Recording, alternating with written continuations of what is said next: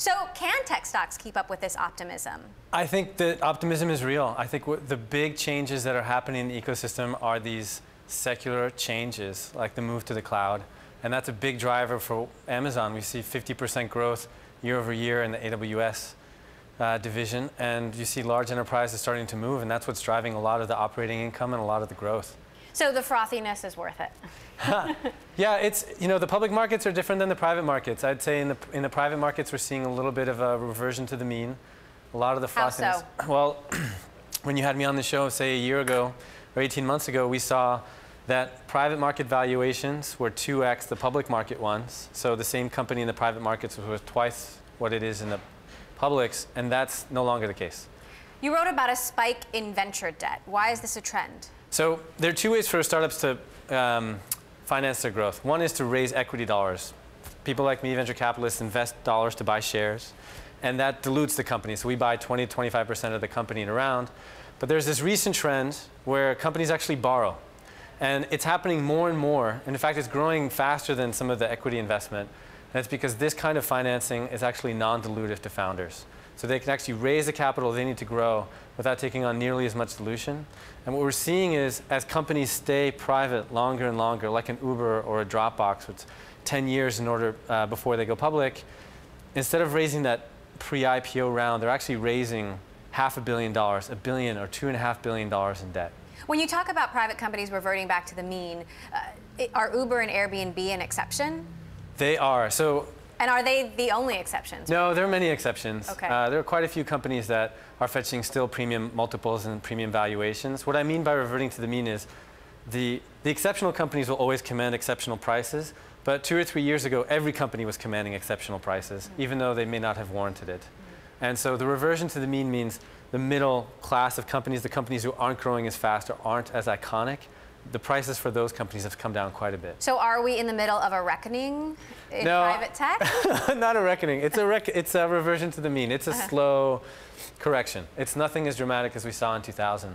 Okay, let's talk about the jobs report. Solid report, added 211,000 jobs. At the same time, you had Eric Schmidt, the chairman of Alphabet, talking about how he doesn't think that robots are going to take all our jobs.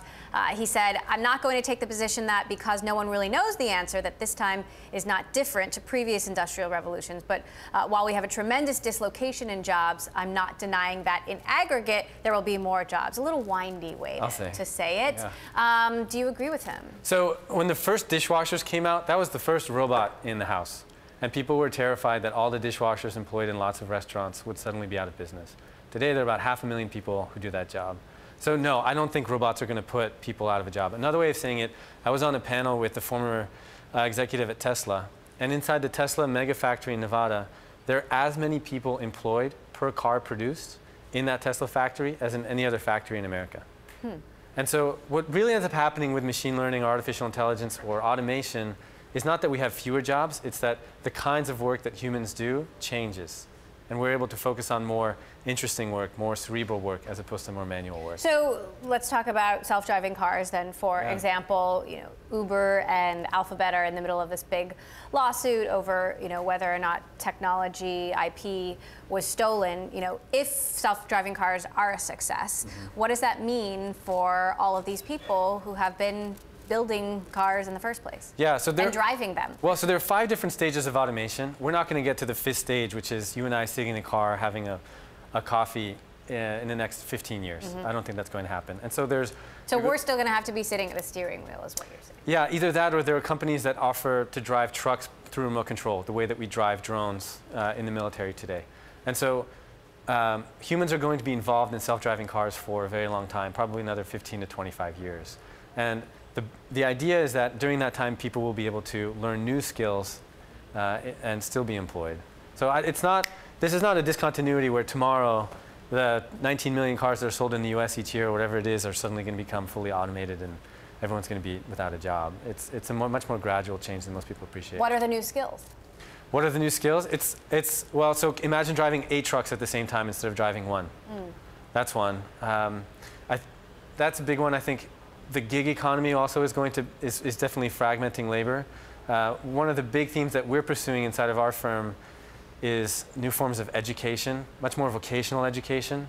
And so what those skills are going to be, I think, is still to be determined. But we're hopeful that as we invest and build the next generation of educational institutions, people will be ready for. So if automation is a mega trend, if private companies, some of them are reverting to the mean, where do you see the most potential? What are you putting your bets on? So we're spending a lot of time in machine learning and artificial intelligence. And we've made an investment in a company that does speech recognition for sales. It's called Chorus.